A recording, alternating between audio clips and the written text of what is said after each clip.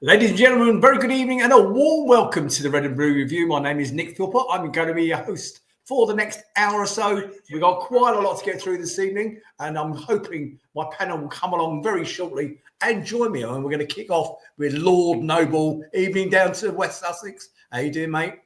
Well, East Sussex even, but yeah, I'm doing okay, Nick. Thank you. Yeah, good evening, everyone. I did say Sussex, did I?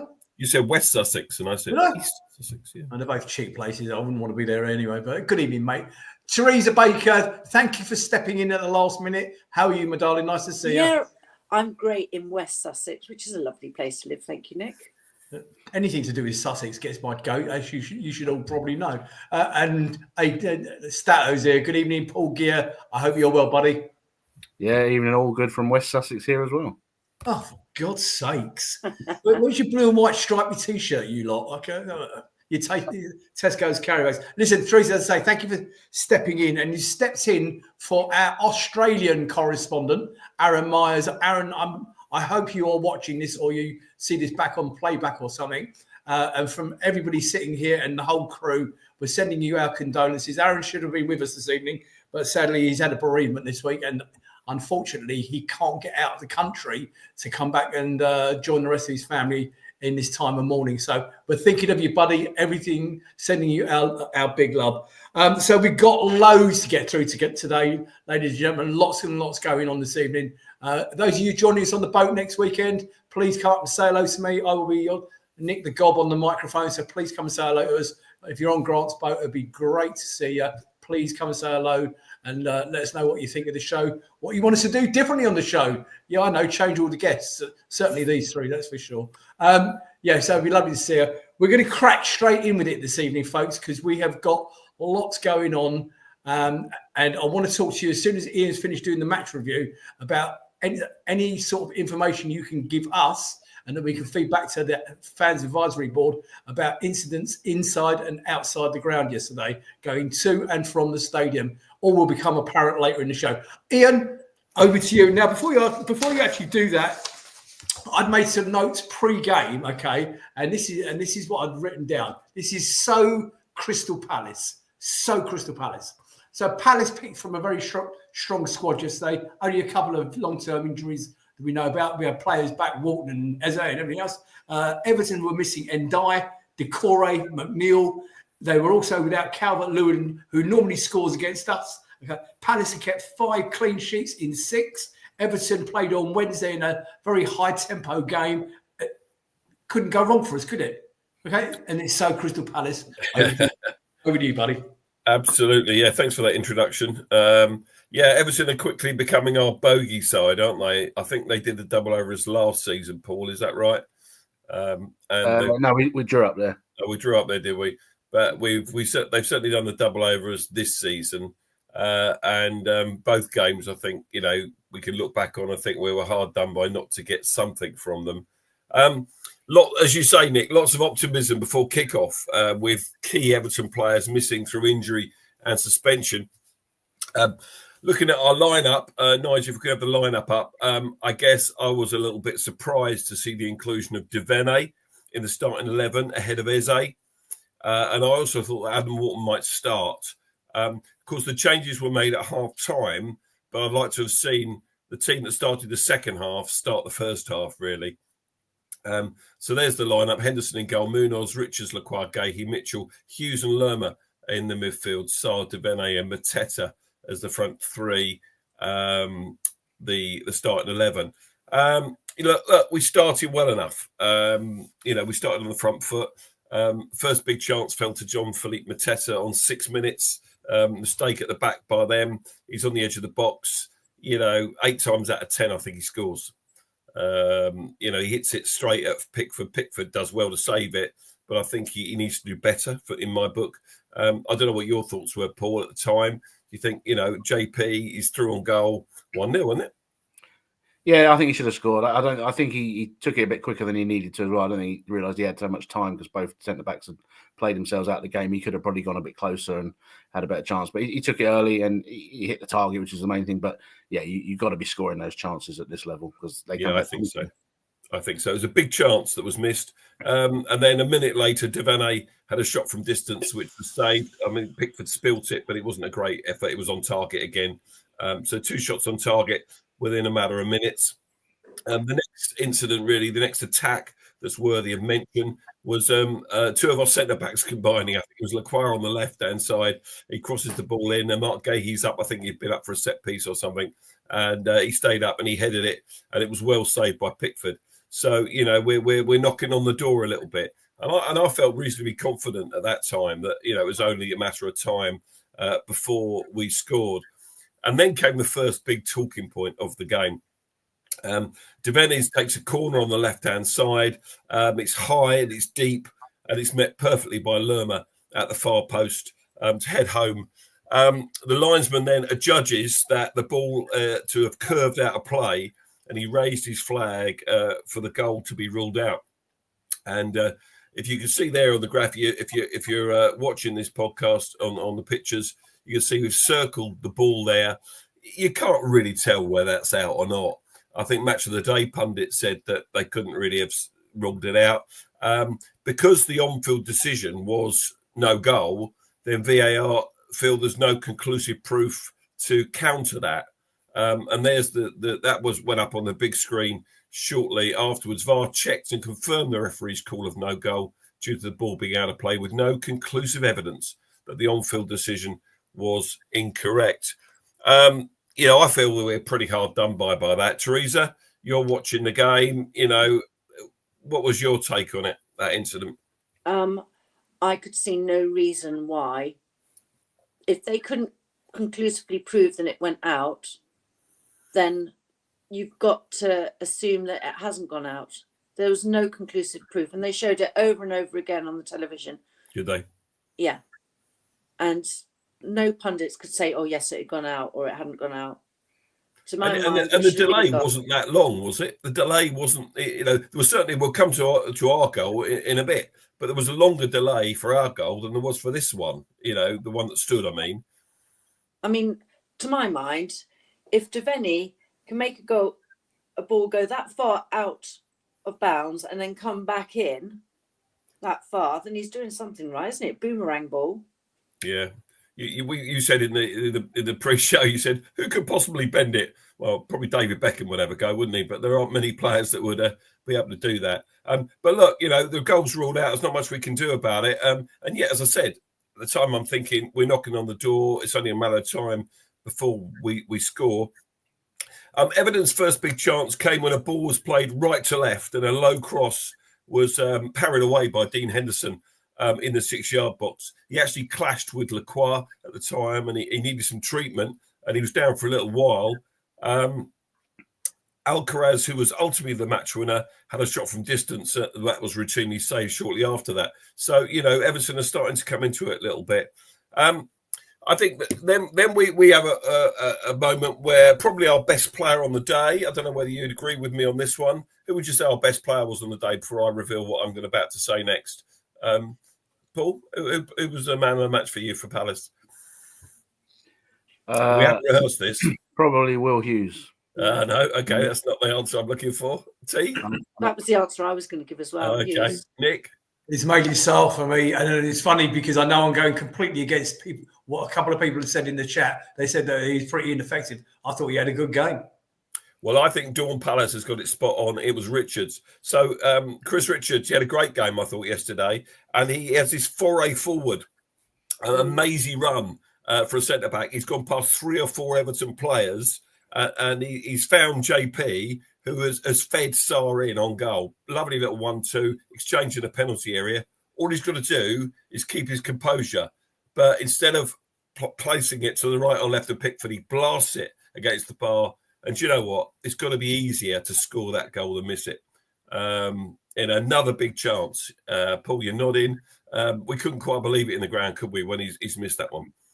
No, I mean, he's 8 yards from goal. And as you say, it's harder to not score there, really. And as I say, it's these first goals in Premier League games are crucial, and especially against a team like Everton, because if you go in front against Everton, they have to let their defenders out a bit. They have to push forward. They have to come out more, and it's a whole different game. But it also gives Everton confidence. We're having all these chances and we're not putting them to the sword, and they're still 0-0, and they're thinking we're in this game. And as I say, it turned out to be the reason we lost the game. If we'd have been 2-0 up, 3-0 up at half time, it's game over. But you don't take your chances, and then disaster happens, as we're going to come to. Yeah, the disaster happens. So with the game goalless, fast approaching half time, we have a throw in. It's well into the Everton half down our left hand side. Mitchell, takes all the throws on the left. Quite what he was thinking, I really don't know. He's thrown it backwards. I think he thinks he's thrown it to Lerma, but Lerma switches off and walks away. So it was, I think they were both culpable. That it was 6 of one, half dozen the other as to whose fault it was. Probably both. And it was that man Alcaraz again, who, as I said already, he was the match winner. But he's picked the ball up, he's run with it, and suddenly we're 2v1. And he's played Beto in, who still had a little bit to do, but he kept his composure. And do you know what? Someone said he wears the same squad number as Jean-Philippe Mateta, and he reminds me a little bit of him. They're not dissimilar players. He's kept his calm. Munoz is diving in there. Henderson comes towards him, but he slots it past him, and it's 1-0. And it's against the run of play. And, I'm just furious at this. I cannot believe the basic error that has cost us there for that goal. And, I think Lerma thought there was someone behind him. When Mitchell threw the ball, I think Lerma thought that there was another one of our players behind him that was going to. Did he? Yeah. Okay. Nick, come in. You're on mute at the moment. No, I'm not. It was actually, in the stands, they're absolutely giving Mitchell dog's abuse. In fairness to Mitchell, as he played the ball, Lerma turned his back. Okay, whether he thought there was somebody behind him or not, he turned his back, and it was a stupid throw. He didn't even need to be going backwards, but it was simultaneously when he threw the ball, Lerma turned his back, and as he did so, he took his eyes off the ball, and we know what happened next. Yeah, and I don't understand it why we go back like that from a throw-in. I know we want to keep possession, but I've always, call me old-fashioned, but I've always said play the line, force the errors, work the line, try and get the ball forward. We started to take these long throws from Lerma and Richards as well towards the end yesterday. They don't really work with us. They're not really that long a throw. But if you've got someone that can chuck a ball a little bit further, why not let them take the throw-in? Even in that situation, and chuck the ball down towards the corner flag. And you never know, you might get a corner from it or something like that. So I don't really get this, and it's really cost us yesterday. And you know what? He made 2 changes at half time, and I thought he might have hooked Mitchell at half time. I mean, he took him off later on, but I thought he might have hooked him at half time. But yeah, so we go in 1-0 down, gives the visitors the lead. There's not much we can do about it. I think whatever Glasner said at half time, it seemingly worked. We made 2 changes, as I said. Devene and Lerma depart for Eze and Adam Wharton. So we get a corner early on, 90 seconds into the half, we score a goal. Corner on our right. It wasn't dealt with by Everton. It's pinging around, but head tennis, second phase. And Mark Gay, he pushes the ball forward for Mateta, who swivels and scores. And we've got the goal back. It was almost the perfect start. You couldn't have written the script any better for us. And yet, funny enough, although the goal was given and it was clearly onside, it took a stupid, inordinate amount of time for them to reach that decision of onside. I thought at the time, my seat is, I don't know if you can see, Paul, you know where we sit, don't you, in that picture? That the aisle there, sort of 2/3 of the way to the right of the picture. I'm sitting around there, and I thought he did look a tad off, but obviously in the speed of the game, he's clearly onside. But I can't understand how Stockley Park takes so long for this decision. 4.5 minutes it was. Why does it take so long? Why does it take so long? You can see from that picture that the VAR was Michael Salisbury, who's one of the inept idiots. And they showed the goal, they rerun the goal after we score it on the screen, and I saw it straight away and I thought, it's onside, or he's level. There's no problem here. And how it took so long. I mean, it's quite interesting because obviously the week before we had the other we had the other issue in the FA Cup when there was no VAR and it was giving goals it shouldn't and things like that. And then this week you have it back and it's bad this way. It's such a conundrum, this VAR stuff, because, as you say, you need it, but you also need people to be doing it competently, because there's no way that should take 5 minutes to draw that. Now, it's interesting because in the next round of the Cup, they're using the semi-automated offsides for the first time after a lot of testing. So, although that's not, it still can be delayed. It's never going to be that long, and it'll be a bit more conclusive. So that will be, the sooner they get that in the Premier League, the better. Because at the moment, perhaps Salisbury lost his ruler or something, but there was no logical reason for that to take that long. Yeah, Nick.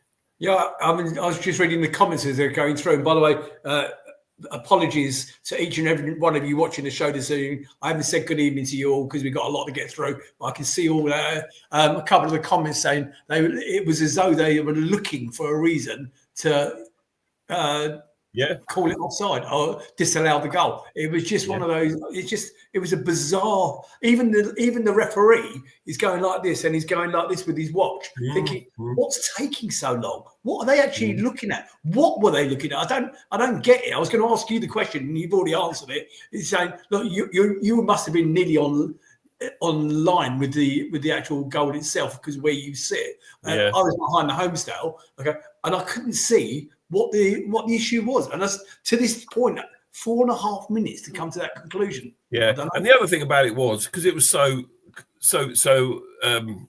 not very far into the half, the players had barely warmed up. So there was, both sides were trying to keep warm, running on the spot, and and even the officials were doing it. The lino in front of us was jumping up and down as fast as he'd moved all afternoon, I think. But they had to, and that's dangerous. That's how muscles get pulled and that kind of stuff. Absolutely. It really wasn't good. Even the Everton players thought it was going to get disallowed. The ball had gone back to the centre spot, and ended up in Pickford's hands. Yeah. They were expecting the goal to get disallowed for some reason. I don't know what it was. Well, I don't know, but that's what they were hoping for, obviously. But it broke the momentum. If they kick off straight away, and we're on the front foot again, anything can happen. But that broke the momentum. We just didn't push on from there, really.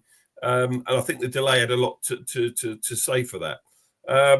Look, it's 1-1, so we're thinking actually we're back in this, which is a bit of a touch after the way we conceded in the first half. What happened next? Is a shot over from distance. He's on a half time, and then he had another effort deflected for a corner. And in between that, there was a smart save by Dean Henderson from an Everton counter-attack. Beto, I've already mentioned him. He was a pain all game, really. And he had a smart effort saved well at the near post by Dean Henderson. We haven't yet spoken about Chilwell, Ben Chilwell. He replaced Tyrick Mitchell on the hour mark. And like at Doncaster, you could immediately see the greater attacking threat, I think, with Chilwell as opposed to Tyrick Mitchell on the left-hand side. He's playing a lot higher up the pitch. He's hugging the touchline a lot of the time. And Wharton played a lovely ball right to left at one point. And he found Chilwell. He got on the end of it and he shot across the goalkeeper. And it was saved. He tipped it around the post. It might not have been going in anyway, but it was a decent effort. And you can't ever see Tyrick Mitchell doing that.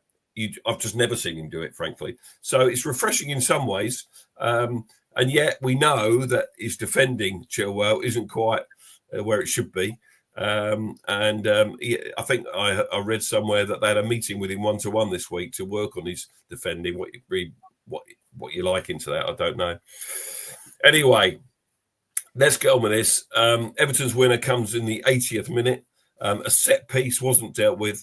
And a second phase deep cross from the left-hand side finds ex-Palace youngster Jake O'Brien, who kept the ball in, pulled it back from the ball to bounce unkindly off Hughes for that man Alcaraz to fire past Dino. There was a little shout, I think, by O'Brien on Chilwell for handball. Had it not gone in, if the ball hadn't gone in, it's hypothetical, obviously. Was that handball by Dean Chilwell, Paul? Sorry, by Ben Chilwell.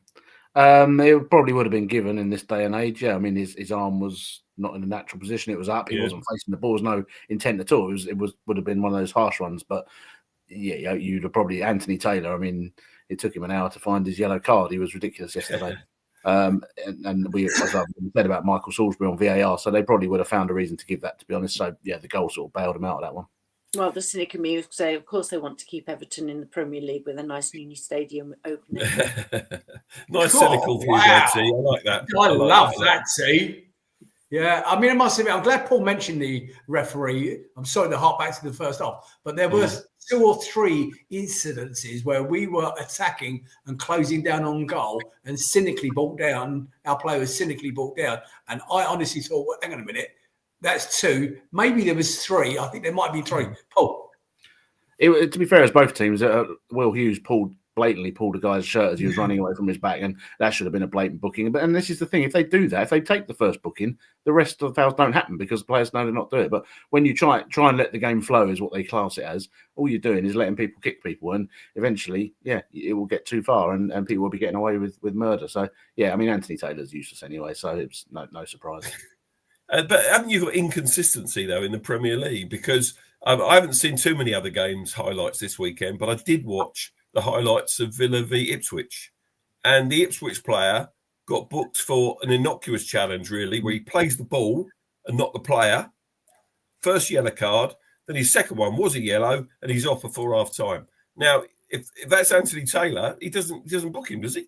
According to the rules yesterday. He doesn't. So it doesn't make any sense at all. There's just total inconsistency by officials. And the Premier League have got to have a look at that because the players don't know where they are half the time. Well, there was it's a Liverpool Wolves game. There was bloody cards being thrown out here, there, and everywhere this afternoon. Yeah, go on. Okay, I haven't seen all that one, but so as I said, there's inconsistency. So look, we huffed and puffed a bit. Eze showed some moments of brilliance towards the end with a really nice, neat exchanges in the middle of the park before dragging his shot wide. If you get a chance to watch that a little bit back, really excellent piece of play. And, he's just looking good again. And we want him playing like that for 90 minutes. Then the final throw of the dice saw a double change late on with Nketiah and Kamada replacing Lacroix and Hughes on 86 minutes. I think SA might have been a better bet at that stage. You're looking for someone to change the game in the last minute, but not to be Paul. Yeah, as you say, the game sort of petered out a bit. I have a little issue with the way it's quite hard to have too many complaints about the way we play these days when we're getting good results, we're doing stuff. I have a bit of a problem with really for the last 10 minutes. We should be throwing the kitchen sink at teams when we're behind. We seem to only play this one way. And we're not alone. A lot of Premier League clubs are the same. We're still trying to pass it around the back, trying to probe and all this sort of stuff. There comes a time in a game where you have to say, let's just put it in the mixer. Let's just try and throw things out. But you're trying to do this fancy round the back and all that. And okay, as you say, you can't be too complaining because we're winning games at the moment with it playing that style. And managers, not just Glasner, lots of managers will stick to their principles and all this sort of rubbish. But I think we could have probably shown a bit more urgency towards the end in any game we're behind. Because it was the same against Brentford the other week, and that was my only disappointment. Like I say, it was our own fault we lost the game yesterday. If we finished properly in the first half, game was done. So you don't take your chances and you make stupid mistakes, you lose games. It's the way it goes. It happens. But I just think we needed a bit more. Sometimes you just got to say, I mean, especially with a team like Everton, I mean, you just got to battering ram them and see. So that was a bit disappointing the way we sort of petered it out. Yeah, and I think we tried. We just didn't find a way of breaking them down because when we did put the ball in the box, they just headed it out again. But Nketiah wasn't the answer yesterday. He hasn't got the X factor. He hasn't had the minutes recently to do something special. Whereas the boy from Millwall, he's had his debut when he scored, early on. He's had minutes in the cup. I think he would have been a better option off the bench yesterday. And people moan about Kamada. You can't moan about he didn't have much time yesterday at all. But he's the kind of player that could change it if he's given half a chance, because we've seen him score goals for us as well. But then just 6 minutes of stoppage time yesterday. Now, it took 4.5 minutes for our VAR decision. And there were numerous substitutions. So again, that can't be right. I was thinking 7-8 easy, but 6 minutes only. What did they say on Sky, Theresa, about that? Anything? I just said, there's 6 minutes of extra time. Bearing in mind that Sky had 2 Everton pundits. They were happy about that. Yeah. So I was a bit disappointed with the added time. There should have been at least 9 minutes of extra time. If you add in the VAR decision, the amount of subs, both us and them. There was the head 2 injury goals, for Dean. Yeah. I mean, that was okay. at least 3 or 4 minutes when I tried to stop his nose bleeding. There we go. Mukta says Kamada can only score in the cup against lower league opposition. Well, he did score against Aston Villa in the Carabao. So, you know, I'm not the greatest Kamada fan, but there you go. So we lose the game 2-1. It was a bad day at the office. The Everton hoodoo continues, guys, doesn't it? 58% possession. They're the only stats that count as they scored 2, we scored 1. But yeah, I mean, we bossed the game really, and it's a game that we never should have lost, but we did. Disappointing, but we move on. We do indeed. Thank you, Mr. Noble. I appreciate you. So we're just going to change tack away from the game because, like I said earlier on, we've got quite a lot to go through. Now, those of you who are new to watching this podcast, you may not be aware that attached to this podcast is a gentleman by the name of Tim Richards. Tim Richards is a part of the Fans Advisory Committee or Fans Advisory Board, FAB as they're known as. And he contacted me this morning. And I'm going to tell you what he said in a minute. But I just wanted to make an observation. So we're going to be talking about things inside and outside the stadium yesterday. And I made an observation to the guys pre-show that before the game, I saw something I hadn't seen at Palace for a long time, where en masse, the mounted police went up the Holmesdale Road at speed. Now, they weren't galloping, but it was certainly a forceful trot going up. All of them were going up there as though they were anticipating some sort of issue from the away fans, because that's the direction of travel they were going. So they were going up the Holmesdale Road and they turned left into Park Road as though they were anticipating some sort of issue. I then saw the same thing at the end of the game. I left the ground on about 95 minutes, literally just before the final whistle. And as I came out the stadium, I saw it again. There is a reason why I'm telling you all this, okay? And I shall come on to it in a second. I also witnessed firsthand yesterday a larger security presence at the turnstile. Now, I personally was subjected to not a pat down, because it wasn't a pat down. They gave me a full body tap down all over, okay? Pockets inside and out, all the way down to my ankles, something that I hadn't experienced at the Sellers. And I didn't think anything of it at the time. However, then I heard from Tim and he said, ladies and gentlemen, there was an incident outside the ground yesterday, totally unacceptable incident outside the Arthur Waite stand involving away fans and a female driver that was a Crystal Palace supporter. Alas, we have been told our security, our enhanced security, people that I didn't recognise, these guys in the orange jacket, the fluorescent orange jackets, as opposed to the normal club security that we see there on a regular basis. These are people I don't recognise at Sellers Park, and I hadn't done before. Okay, and apparently they did nothing to look after this lady that was clearly in danger.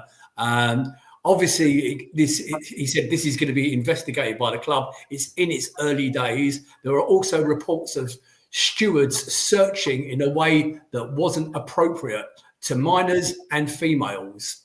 And they're at the moment they are gathering. They're trying to gather as much information as possible. And he's asking me to spread the word tonight. If you, ladies and gentlemen, watching this or listening back on any of the podcasts, can you put it on screen? There is the contact details. Please email the FAB committee and do it as a matter of urgency. Please don't sit on any information that you have. And the reason behind that is they have a meeting with the club booked for this Wednesday coming. Okay, so if you did you see anything yesterday? Anything untoward? Did you witness that event outside the away supporters area? Please contact any of the FAB committee on this email address, and I'll read it out a couple of times for the benefit of those that are listening as opposed to watching. It's cpfcfab@outlook.com. That's cpfcfab@outlook.com. Now, as I say, I didn't think anything of it when I got searched, so I couldn't give a shit how much they searched me and give me a full fist. For all I care, I don't carry anything into the ground. Okay, but if they're doing it to females, okay, males doing it to females, not acceptable. Ladies, did you witness anything yesterday?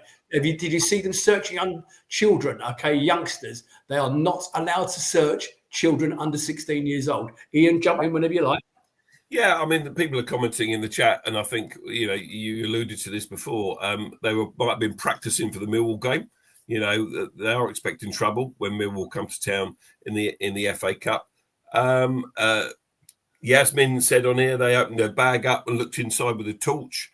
However, when I went into the ground in the main stand, I had no problems at all yesterday. They just almost waved me through, a little pat down as normal.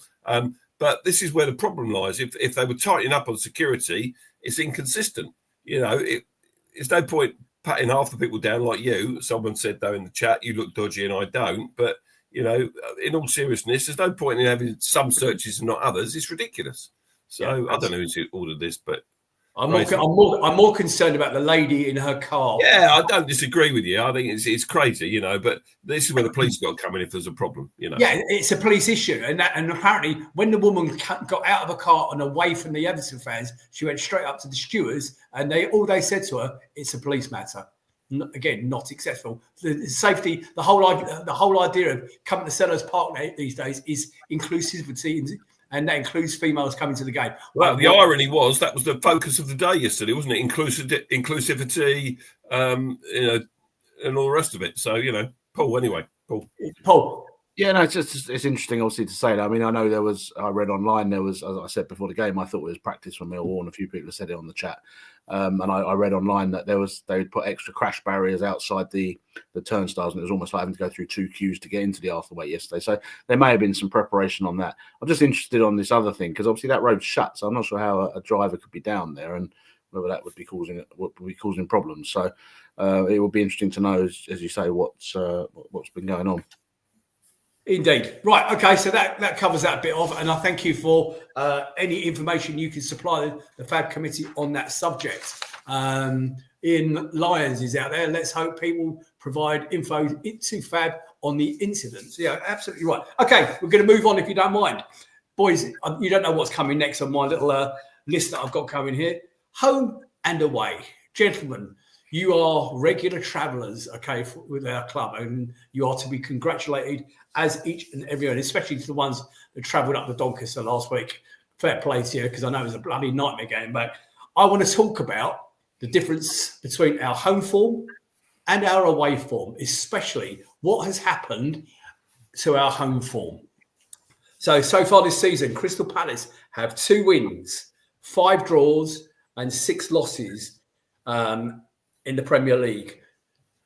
Paul, what are we doing different away from home? And Ian, I'm coming to you on the same question simply because you see more of it than I do. What are we doing differently at home than doing away from home? Paul? Nothing in theory. Oliver Glasner said this in his press conference. They approach every game the same. They want to win every game. I think there's a couple of factors. I mean, you can start with the basic factors. It's just looking at the fixtures we've had. We've played a lot of the top half teams at home in the first half of the season, when they'll be cut and it will switch around for the other half. So it'll be interesting to see how that goes. And as we've said before, I think teams come to Palace, away teams will come and they'll set up primarily to defend, not to be too expansive, other than the big teams. And we're still not, as I've said many times on this show, our play is still a bit slow paced for me. And we let it, like yesterday, we let Everton get behind the ball. You keep going backwards. Nothing winds me up more than when you're on the edge of the 18-yard box and then the next thing you're on the halfway line. We've gone backwards.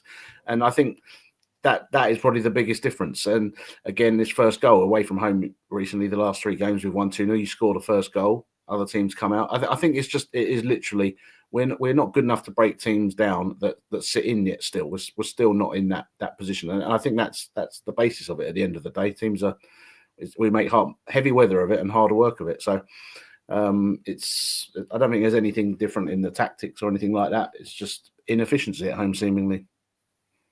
Yeah, it is difficult to put your finger on it. I think if anyone knew the answer, they'd put it right. But if you look at the wins we've had away from home, not all of them, but a lot of them have been where we've had less possession, we've had a lot of the game without the ball, and we've scored our goals on the counter. And we've just caught teams on the break, and caught them well on the break. just think of West Ham in particular, Man United, where we've been defending for long periods of the game, soaking the pressure up, and then just finding a way to pass the ball out and cut them open. We don't get the opportunity to do that at Selhurst for some reason. Whether there's more pressure on them to deliver or not, I don't know.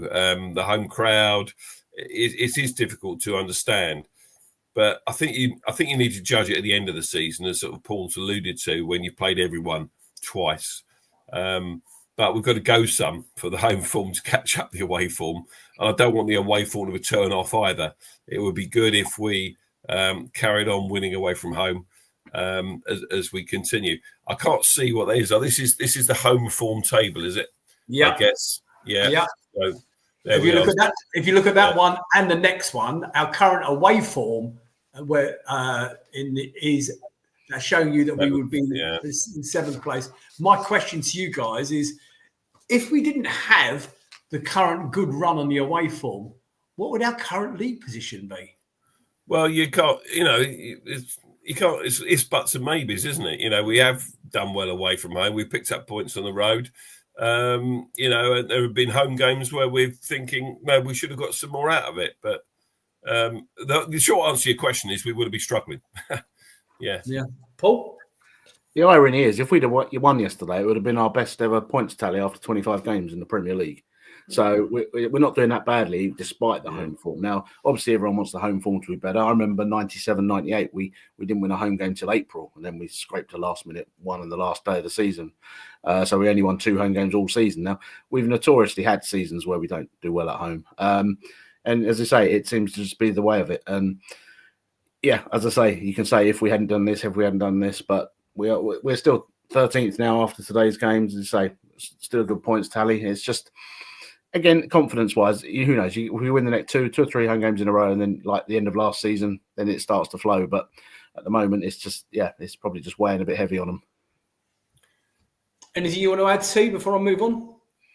No, I agree. I think I'm looking at the chats, and we didn't have the rub of the green yesterday. Our home form hasn't been absolutely dreadful. I don't think there's anything that we're really doing differently, but I think we're probably more adventurous away, rather than try and get the dingbats when we kind of mess things up at home when we're trying to make fast breaks and that. Okay, it could be worse. We could be sitting where Wolves are sitting. They're 17th on 19 points. They're a club like us to have expectations of mid-table pushing on, staying in the Premier League. It's not all bad. Man United are still below us. Everton are below us on goal difference. West Ham are below us. Tottenham are level with us on points. It's not awful. Yes, it could be better. And you look at teams like Forest and Bournemouth, and you think, flipping heck, we're not a million miles away from them. We're really not. It just takes to get everyone back and everyone firing. And we have had injuries, like most of the clubs in the Premier League.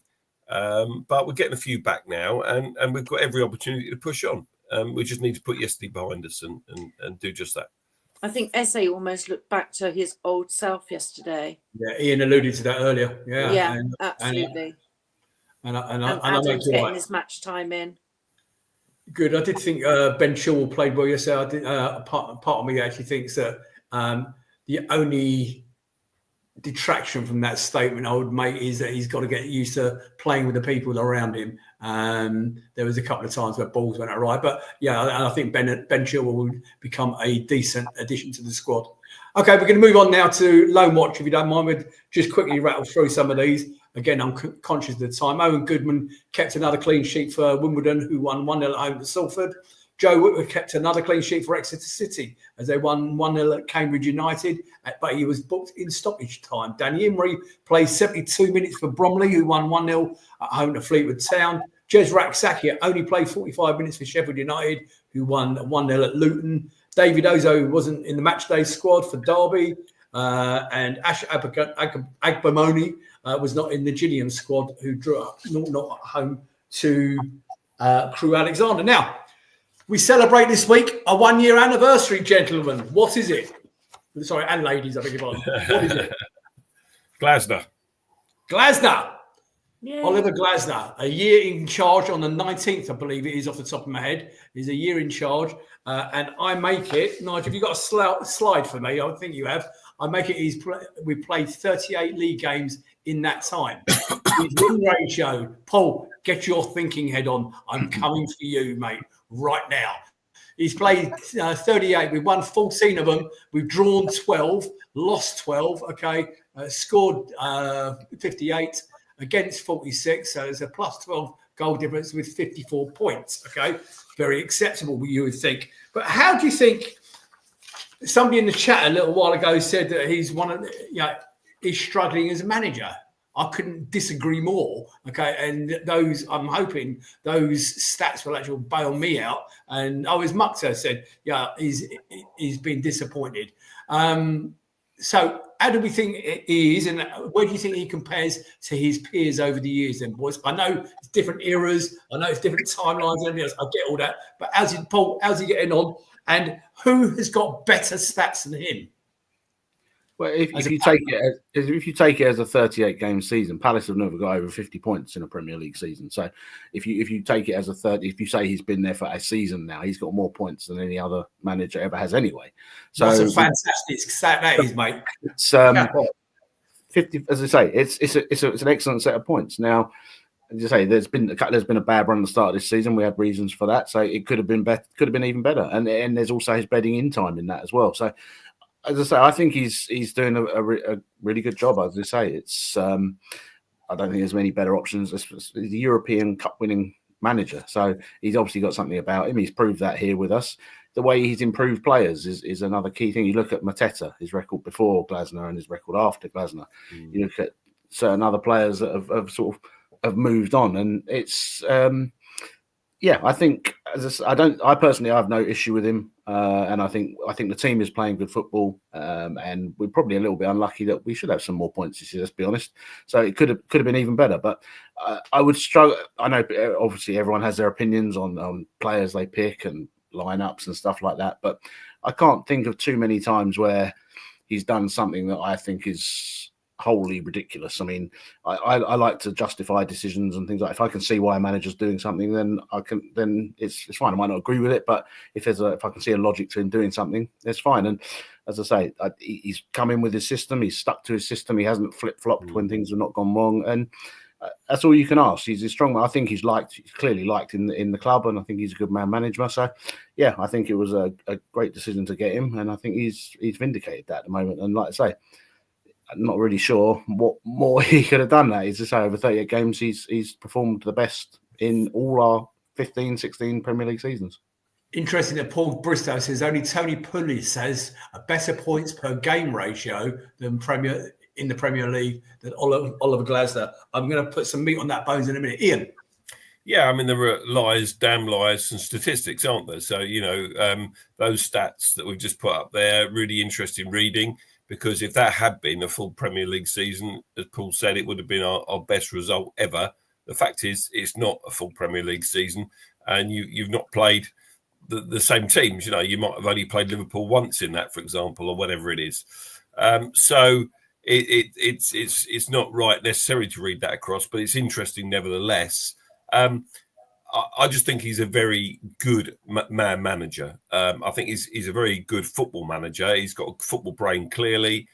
He knows what he wants from his players, and he focuses on team rather than individuals, which I really, really like. So the component parts of that team should be greater than the individual parts. And as we've already said, he's developed players, and you've seen that development with your own eyes. The eye test is obvious with certain players like Mateta and Hughes. They've got better under Glasner. I also think he's got a very good team behind him. I don't know too much about his team, but the backroom team, he talks a lot about his team in his presses. If you say, my team have worked on this, and the fitness guys or whatever, he values team effort and work and the team ethos, not just on the pitch, but off the pitch as well. So I think there's a lot to be said for his man management and the way he's leading this football club. And the season's there's still got a lot of football to be played this season. Look, we're still in the FA Cup. You know, we beat Millwall at home and we're in the last 8, and then anything can happen. So, you know, really positive. We're not going down this season. That's pretty clear. We're not safe yet, but it's going to be a disaster for us to get relegated. So that ain't happening. And, you know, if we don't push on and finish in Europe this season, it doesn't matter. There's next year, you know, and Rome wasn't built in a day and all the rest of it. So I think he's just a very good manager, and I'm pleased that he's at Crystal Palace rather than anywhere else. So am I. Therese, anything you want to add to that? Completely agree. I think also he gets the club ethos as well. He talks about the fans. He appreciates the support, and I think that's endeared him to a lot of the fans as well. The way that he spoke about us when we went up to Doncaster last week. Not just that, but I think he gets what we want. He gets what we want, a cup run. He gets what we want, some excitement, not just being mid-table. He's done it before. I think he also gets the fact that we've never won a piece of major silverware, and that's what he really wants, and that's what he's known as. In total, folks, he's actually managed 44 games, making his win ratio, and 119 of those, as in total, win ratio of 43.2%, only behind, ready for this list? You're never going to get these in a million years. I've never heard of them. Nice. Steve Bruce and Dave Bassett, you all know of course. And then I'm going to go with Fred Mavin, Jack Treasadon, okay, Jack Robinson, Dick Graham, Tom Bromelo, and Alex Maley. Okay, just off the top of my head, of course. Of course, yeah, absolutely. That's all. Just coming back to the comments he made about people going to Manchester and Doncaster, that was you, Paul. You went to both of those. Did you get a feel, Theresa, that he was thanking you personally for travelling to Doncaster midweek, you know, for that one? No, not me personally, but I mean, he came out, made the statement that we had all travelled. It was cold, it was rainy, it was a Monday night, and I think the fact that the manager even mentioned the fact that the amount of people that had gone, and he actually gave us kind of credit for doing it as well. It's not just me personally, but it's nice to hear a manager say that. Totally, yeah. He's almost like a fan as well. I mean, how often have we seen a manager join in with the team and celebrating a last-minute goal? Yeah. I mean, I'll never forget the way he sprinted past us here, and it just was like, yeah, Newcastle or something, because this is just not natural. But as you say, he lives and breathes. He almost lives and breathes the team, and I think that, as I say, it's only a good thing that he's in it with us. Rob Cranfield said, if Oliver Glasner gets us into Europe, they should name the new stand after him. Maybe. If he wins his first piece of silverware, Rob, you may be onto something, but yeah. We'll come to that a little bit later on. We're getting carried away, guys. It's like saying, if we get into Europe, are we buying Elise back? God, what a play that has turned out to be, isn't it? Bloody hell, what a player that was. 50 million quid seems a bit cheap, isn't it? I noticed we've got somebody in the chat by the name of Animal. Wow. Ooh. That's a new name in the chat. I've never seen that one before. Other teams' games since our last show. The under-21s haven't played. Excuse me. The under-18s played on Saturday in the Premier League at Avant Training Centre against Norwich, and they got spanked 4-1. The women played today. I don't know if anybody saw that game. The women played this afternoon away at Man United, a place called the Super League at Lee Sports Ground Village, and they ran out 3-1 winners. Now, that doesn't actually reflect on the game. I saw the whole game.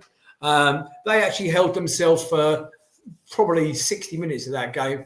2 late goals wasn't a fair reflection of the game. I thought they actually were a credit to themselves and well played. But they are, as I predicted at the very beginning of the season, struggling. They're 3 points off safety. There's only one team goes down. We're ranked bottom at the moment, and they're 3 points adrift of Leicester, and they're 4 points adrift, and I can't remember who the third team is. So it's not over yet. Nick Philpott, don't forget Alex Maley in your list of managers. Thank you, Paul.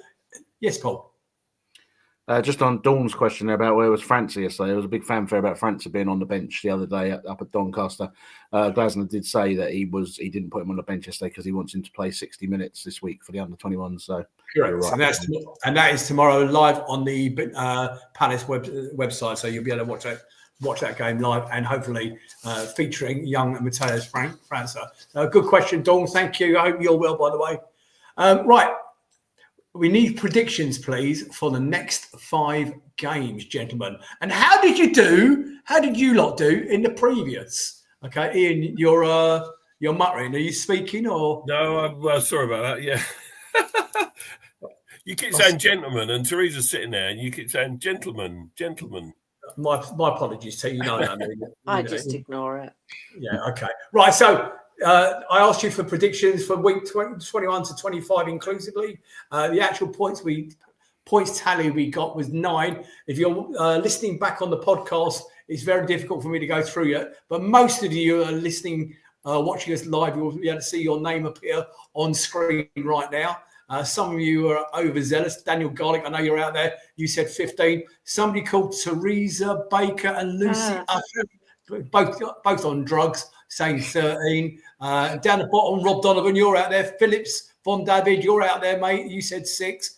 Bit pessimistic there, boys. Okay, and those of you got it right. Oh, sorry, correction. Those of us that got it right include Nick Philpott, Fergus Tidd, Yasmin, Paul, well done, mate. David Campion, Mukhtar, I know you're out there. Paul Grant, Lee, you're out there, mate. Paul Holden's out there. Paul Bristow, Simon Cribbin, and Pete Bradley. So congratulations if you got that right, okay? Because we're going to be doing it again right now. So you lot out there, get your thinking heads on. Well done to Ian says, well done to those of you who got 9 points. Yeah. Okay, now, before we get into these games that are coming up, be aware of the last 2 games on this slide. And again, forgive me for those of you who are listening to the pod. Okay, the last 2 games that we're featuring there are the away game at Southampton and the home game against that lot at the South Coast that will not be mentioned, of course, and that because they could easily, they're April fixtures and they could easily be subjected to change. So we're putting them out as the allotted times, but they may well change yet. So the games we're looking at, boat trip away at Fulham this weekend. Okay, I'm just cancelling a call. I've got a call coming through there from Australia, so I'm not going to take that. Home game against Villa. Obviously, the cup game against Millwall. Home game against Ipswich. Away at Southampton and home to Brighton. Like I said, they are subjected to change. So, Theresa, I'm coming to you first, and then boys, I'm coming to you straight afterwards. Okay, what 12. do you think? 12. Oh, she's at it again, ladies and gentlemen. She's going 12 points, okay? Bearing in mind, 1, 2, potentially 3 of those are home games, Theresa. And with 1, 2 all season, you're going with 12 points. I'm looking at the predictions flying through on the screen. Richard 9, Dawn 9, Muxa 8, Rob Lee saying 12, Paul Grant saying 11, Ian saying 7, Keith saying 9. Paul Gear, your prediction, please. I'm going 9 again. You're going to go 9. Nigel, take him down off screen so I can see the teammate, would you please? He's saying 9. Ian Noble. Well, I was going to go 9, but Paul's gone 9, so I'll go 10. Okay. Well, if he's going 9, you're going 10. Theresa's on drugs, as we know. I'm going to go 8 points. Okay, for that very reason, just so to keep it different. So Nigel, hopefully you made a note of those. Ian Lyons is saying Theresa has been raiding the drugs cabinet at work again. Yep. Okay. So thank you for all your. I can see all your predictions. They're flying through. Nigel will go back after the show and pick them all up. So if you haven't put your Fergus has said 9. There's Paul loads Owen, of predictions on YouTube as well. say again. So there's Yeah, loads the of ones that go through on predictions screen YouTube are as from, well. yeah, the ones that go through on the screen are from YouTube. Dawn was saying 9 again. Paul saying 8 points. Okay, Rob Lee's saying 12 points. Anyway, Nigel will go back and pick all those up shortly. Okay, and to finish off with this week, we're going to be talking about March of the Day. Now, I didn't say match of the day. I said March of the Day. For those of you who don't know what that is, that's the event. It's on screen now. Again, forgive me if you're listening back on the podcast. Okay, and the reason we're highlighting it, because if you can see the bottom second from the right at the bottom of that picture there, is a certain young Mr. Martin Kelly. Okay, Martin Kelly is very much featured in this. This is a Northern event last year. Okay, that raised over £200,000 for charity. Okay, but it was picked up by the BBC, and the BBC ran with it as well, doing interviews en route and all that sort of stuff. And they raised a lot of money. This year, however, they're doing a southern-based tour, and I'm not going to list all the grounds that they're going to, but needless to say, they are coming to Selhurst Park. They're starting again on screen. You will see all the grounds that they intend to hit. Okay, starting at Wembley, finishing off at Ipswich. Okay, stopping off at more or less every ground in the southeast on the way round. Bromley, Welling, Charlton, Millwall, West Ham, Orient, and so on and so forth. And they are visiting Palace on, I can't see that date, guys. Can anyone tell me what day that is? I'll probably put it on Day two. On day two. Okay. So those of you who are interested, on screen, the charity details are on screen. Nigel will put up I'm sure there'll be a QR code on the Red and Blue News Facebook group and something like that. If you do want to subscribe to it and help it. This is thanks to Yasmin Broom, who sent me all these details. Okay, there's a long script here, which I'm not going to get time to get through it. Okay, but Yas is the contact here at Palace. Please support her. The website address is www.redwoodevents.co.uk/match of the day 2025. So please get behind it. Please give us some support. And there's also a Just Giving page at David-Setters-Relegations against Mind. It's a Mind charity. There's a huge website address. I'll get Nigel to put it up after the show. Okay. So those of you who do get involved in it, thank you for supporting it. It's something that's obviously very close to Martin Kelly's heart, and I'd love to get a little bit of support going from it and a bit of awareness for the Mind charity. Theresa Baker. Yeah, I'm off to the theatre in a couple of weeks to see Mark Wright and Nigel Martin. Has anyone got any idea of questions that I can ask? Apart from who was your favourite manager? What was your favourite game? Yeah, what did you think when Palace sold Ian Wright, Mark, to Arsenal for £2.4 million, and then went on to be their record goal scorer in history? I'm not bitter at all. Okay, you can ask him that. Paul, I'll tell you now, Paul will be the best person to ask a question to. You can ask him which she can use. Yeah, you can ask him which FA Cup semi-final goal most to him, because he scored obviously the one in our semi-final. He also is in Sheffield history because he scored the Sheffield Wednesday winner in a semi-final at Wembley against Sheffield United. So that was a pretty historic day for them. So did he? I didn't know that. Interesting to know how he rates both those goals and which one he thinks was more important. Well, obviously, I've taken my flatmate because he's Leeds, and Nigel Martin played for Leeds, didn't he? He did, yes, yeah. Oh yeah, of course he did. Yeah. Listen, before we wrap up, guys, and I am going to wrap up in a second, I want to say thank you to Nigel Croucher for all your hard work. I know I'll put you under a little bit of pressure in the background producing the show. If you haven't managed to catch all the show, it'll be up on the socials in about 10 minutes from now, I can assure you. So thank you to you. Thank you to Tom Clark Samuel for all your work you do on our Instagram page. If you want to subscribe to our Instagram page, there it is on screen. Red_and_blue_review. Tom, thank you for everything you've done. Georgia Wagwu has actually said in the comments, Nick, please don't forget to mention there is a pub quiz and the ground, £20, 20 quid. I've no idea what that's about, mate. Season ticket holders with your first drink and free food on the 6th of March. Thank you for that, George. I didn't know what that was about, so I'll pick that up live. Boys, bit of positivity before we close. Theresa, give me something positive to take me into next week, please, about Palace. As it looks like he's coming back into good form. Thank you. Ian Noble. We're away from home next. We always win away from home and don't concede. Paul Gear. Yeah, that's an interesting one. Yeah, Fulham away is we got a good point there last year. Let's hope we can get back on the non-losing track and finish the season strongly. All right, and those of you who are joining me on the boat on Saturday, I will be hosting the boat. The Giraffe Cafe opens at 8 a.m. for breakfast. Be there and take your seasickness pills. He is filled with dread at the thought of going on the boat in February. I know you are, mate, but I will be there. Come up and say hello. Come up and say you've seen us on the Red and Blue Review. We love it when you make a bit of contact. There will be a raffle prize for Peter Kay tickets this March, a few weeks away. So bring your dosh with you. There will be, and there's going to be cash prizes as well. But Peter Kay tickets at Wembley Arena for March this year. So bring some money along. Everything that we collect is not going in my pocket or Grant's pocket. Every single penny will go to charity. Ladies and gentlemen, on behalf of myself, Nick Philpott, and this extremely talented team and all the guys behind the scenes, I wish you a safe and happy week. Up the Palace. Good night, everybody. Good night. Night. See you guys. Right.